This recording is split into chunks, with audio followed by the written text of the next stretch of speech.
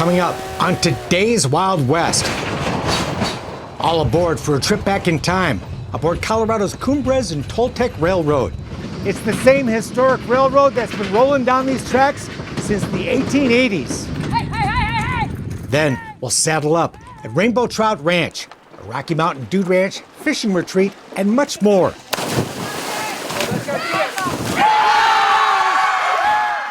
Today's Wild West, up next. The Wild West. It's still out there. And we'll show you how to find it. This is today's Wild West. The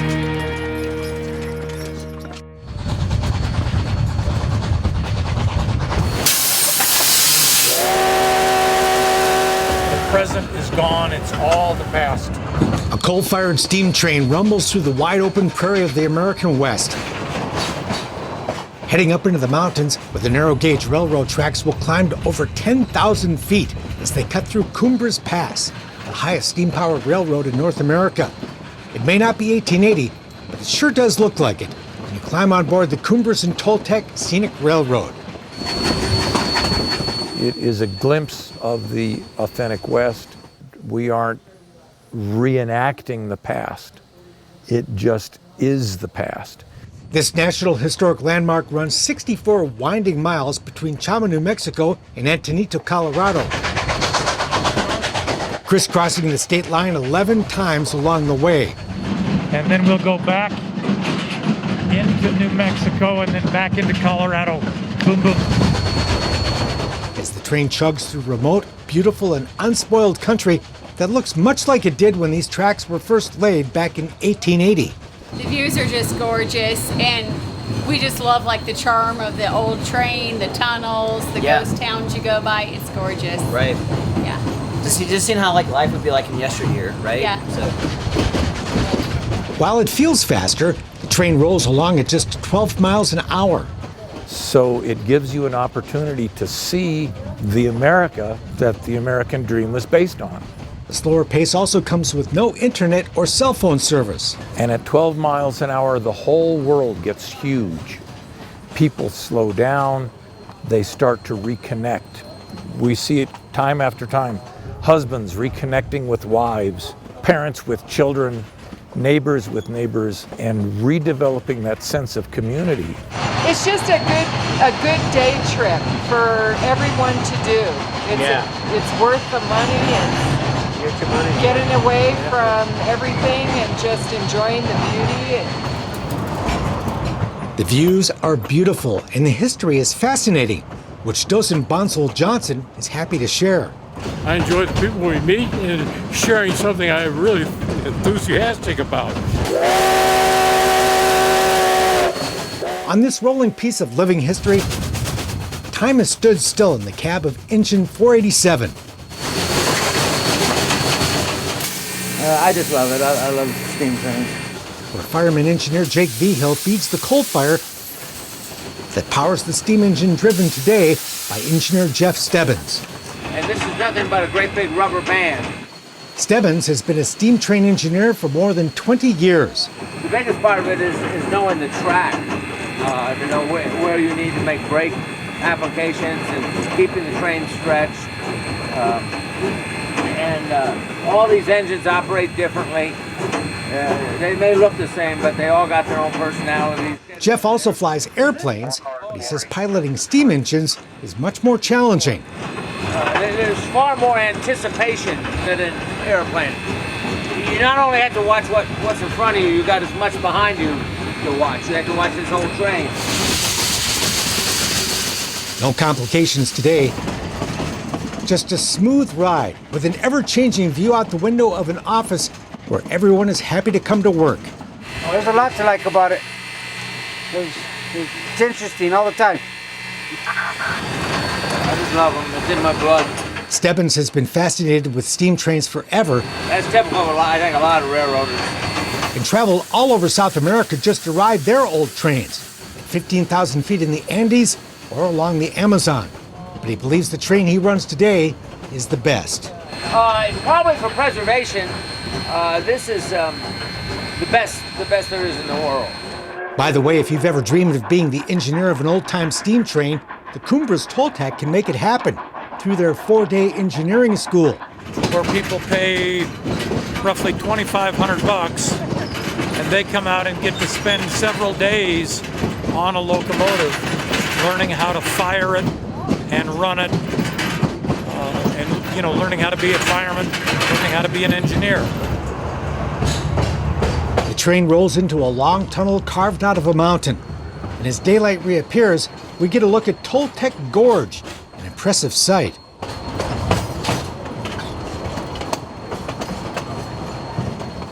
Then another you'd never expect, trackside monument to President James Garfield, assassinated in 1881 as the railroad was being built. We pass that landmark just before the train rolls into Osier Station. Elevation 10,000 feet. It's a 2-quilt night every night. That's right, and I've yet to swat a mosquito.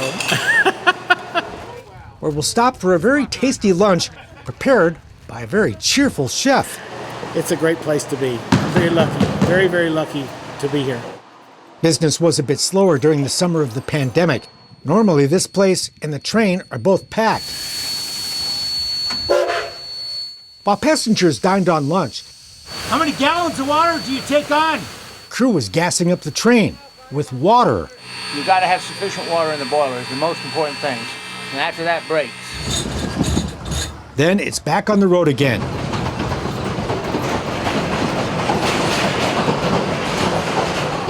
To enjoy the rhythm of the rails, Spectacular country, huh? Yeah, it is.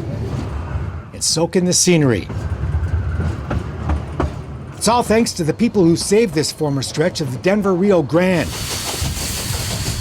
Built during the Colorado silver boom of the 1880s, the boom went bust by 1893. But the narrow gauge track that ran through this remote country had become too important to abandon. It didn't make enough money for them to upgrade it, but it was too important to just scrap it.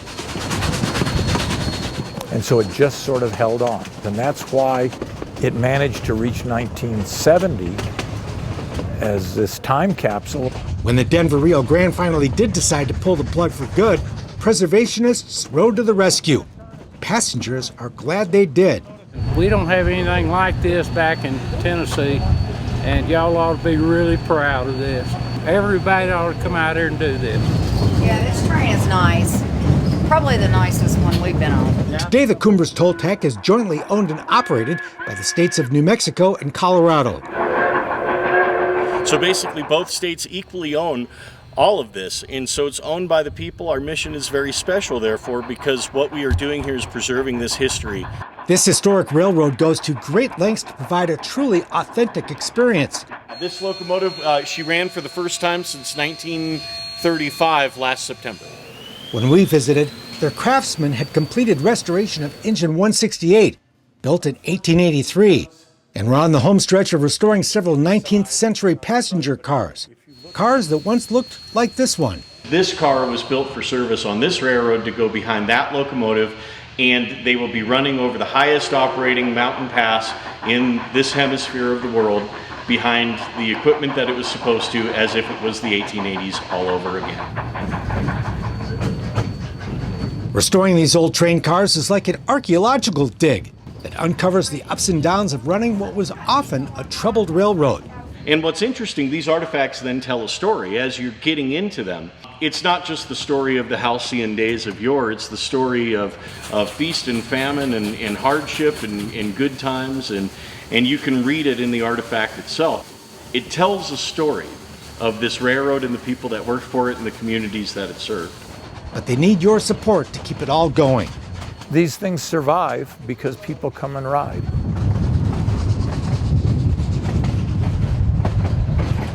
So while the Cumbres Toltec is a spectacular scenic railroad,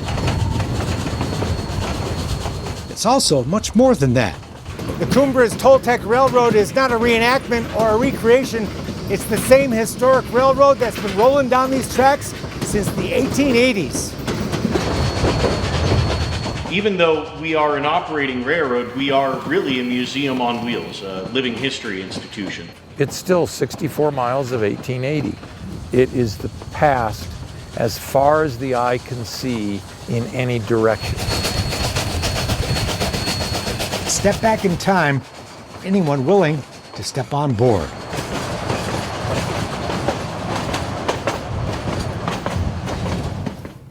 Hi, I'm Mark Bedore. Today's Wild West is high in the Rocky Mountains of Colorado at Rainbow Trout Ranch, where there's plenty of rainbow trout, wonderful horses, and a great family that makes it all happen. We'll show you coming up on today's Wild West. Late afternoon at Rainbow Trout Ranch in Colorado. Quitting time for the horses. And they put on the thrilling show as they head out for their overnight pasture, running for all they're worth. Hey! Hey! Quite the dramatic photo op. Moments later, the wranglers in charge of this show put on one of their own, demonstrating what their own horses can do. Fun stuff, and another Kodak moment at the end of another memorable day high in the Rocky Mountains. But that doesn't raise the river too much. Just north of the New Mexico border, this historic refuge is all Western, plus a fly fishing paradise and a host of other activities, all wrapped up in a summer camp atmosphere, sure to please kids of all ages, including Mom and Dad. We try to make this feel like the Old West, but with some amenities. And it's all thanks to the Van Berkom family, who set the warm and welcoming, family-friendly vibe that keeps people coming back year after year. This place is good for the soul. Tony and Ann Williams are here for their 21st summer. The scenery, the mountains, the horses, the whitewater rafting, the trout fishing, and all the other stuff that there is going on. It's just fantastic. Rainbow Trout was founded in the 1920s as a fishing lodge by a Texas oil family looking to escape the summer heat of the Lone Star State.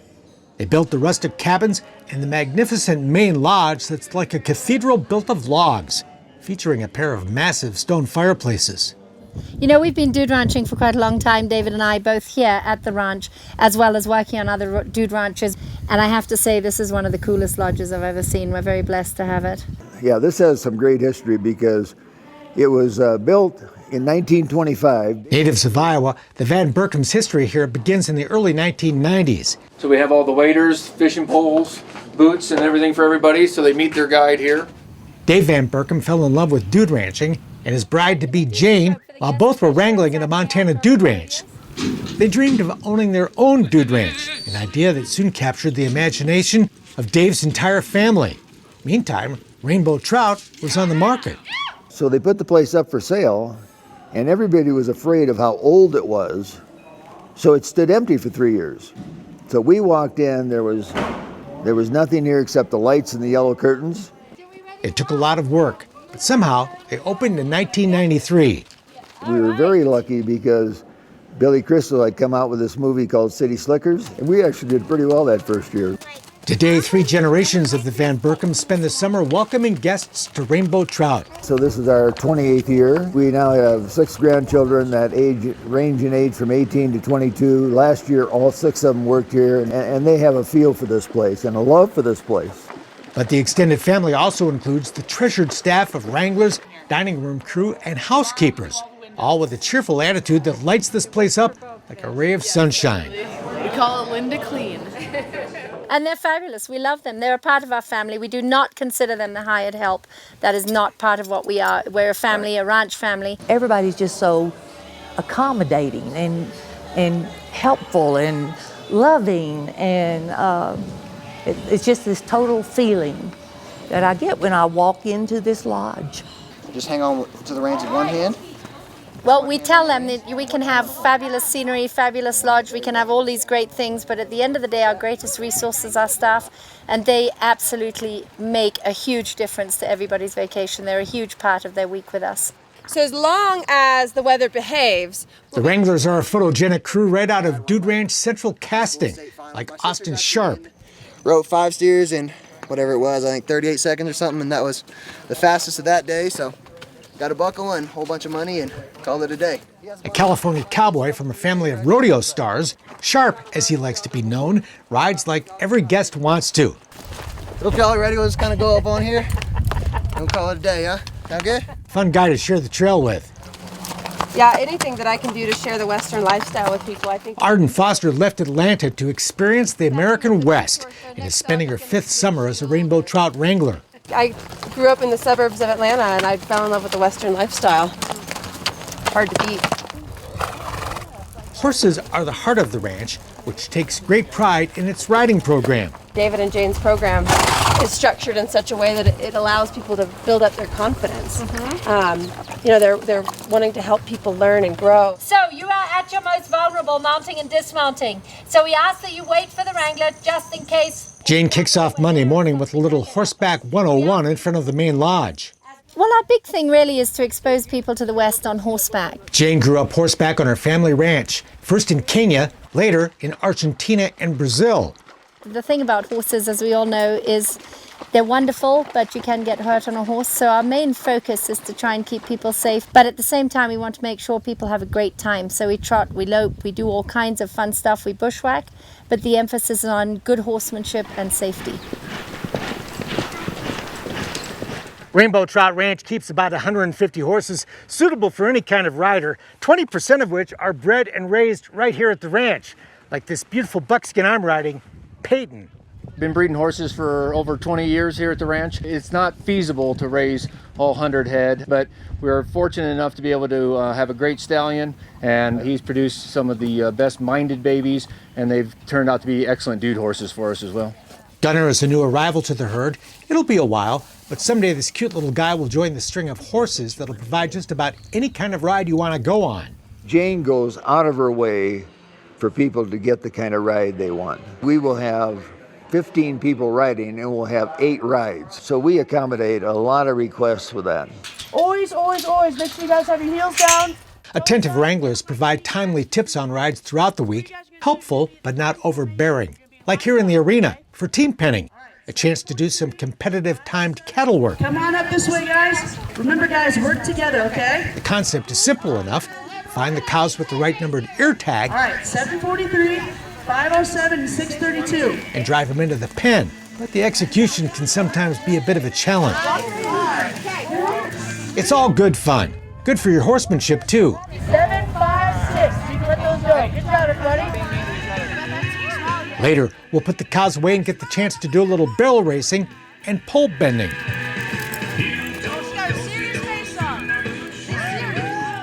Jane, Dave, and the Wrangler crew are the professionals, of course, and during the week they'll put on a couple of team roping exhibitions to show us how it's done. Just to give people an opportunity to see something culturally of the West. You know, it's a rodeo in general is a big part of the Western sport for us, and we love being able to introduce people to it. And we love to rope because it's fun as well. We've started many of our wranglers over the years. Roping's just fun, but it is a great way to sharpen up your horses and to get them to perform well in the arena. It's really pretty through here. But you'll spend almost all of your time horseback out of the arena, exploring the virtually unlimited trails and terrain surrounding the ranch. What's your favorite part? The horses. Yeah. Erin is here with her dad celebrating her 18th birthday this week on her 4th visit to Rainbow Trout, even though she rides back home in Texas. We've been to a couple other ranches and like this one the best, so we just keep coming back. It's beautiful country, loping down flat trails, switchbacking up mountainsides, cruising through forests of aspen, crossing clear mountain streams. We came across a herd of elk on the day-long Outback ride. Way to go, Lauren.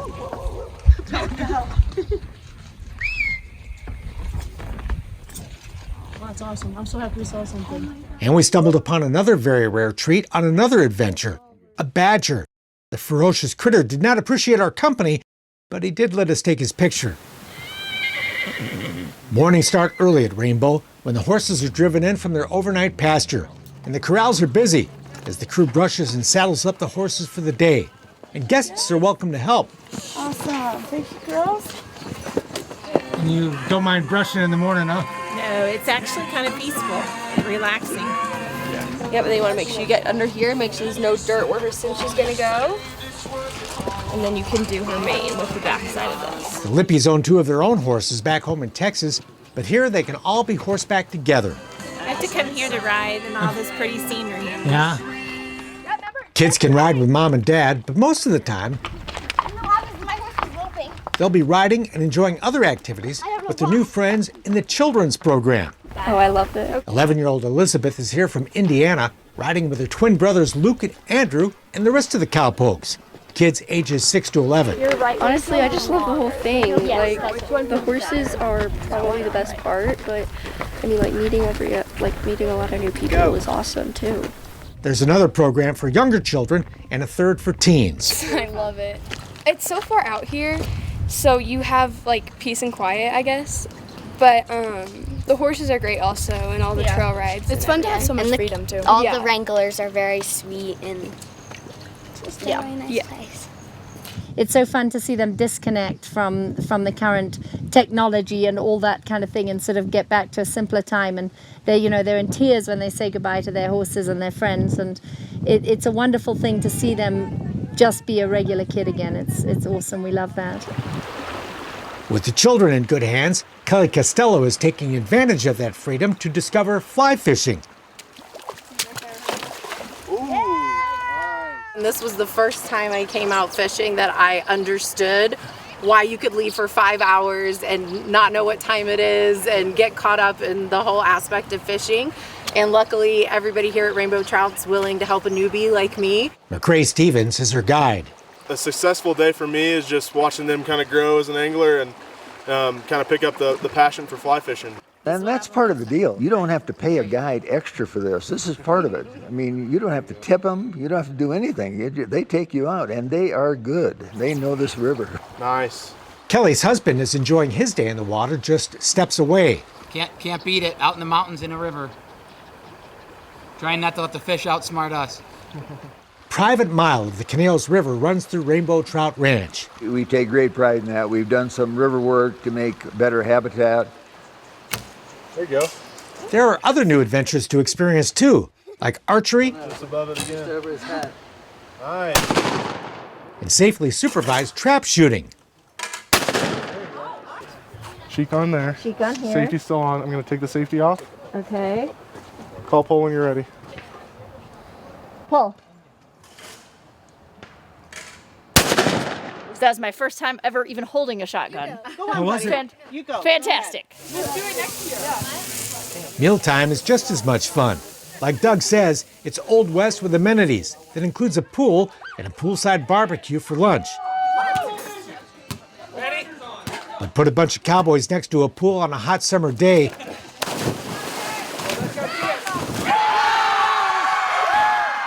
and there's bound to be a little competitive mischief.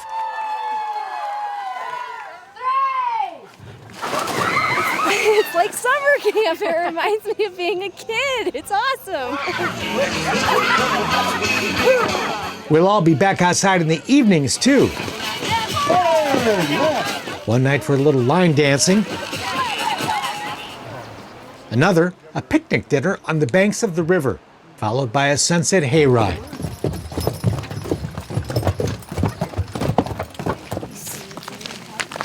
And if you're up for it, 5:45. the adventures here get started even before the sun does, with a pre-dawn hike to catch the sunrise from Charity Peak, towering above the ranch. 9,000 steps? Of course, you can't take time just to chill. And there's no better place to do that than on the big porch that wraps around the main lodge, where you can sit back and watch the hummingbirds and see riders approaching off in the distance. John Denver stopped by one night in the form of Chris Collins, another relaxing way to wind down a fabulous day.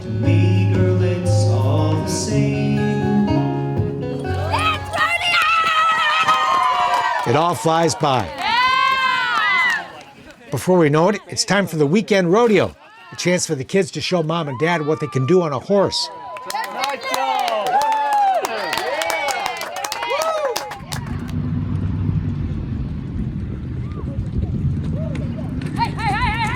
And later, one last show as we watch those magnificent horses run.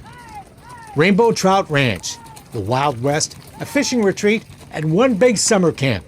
Kids ages 1 to 100. This place is good for the soul. That's it for now. We're back next time with more cool stuff from today's Wild West. I'm Mark Bedore. We'll see you down the trail. Let's see him. For more information on the people and places featured in today's Wild West, or to order show DVDs and books, visit todayswildwest.com. Funding for Today's Wild West provided by the Leggett Foundation.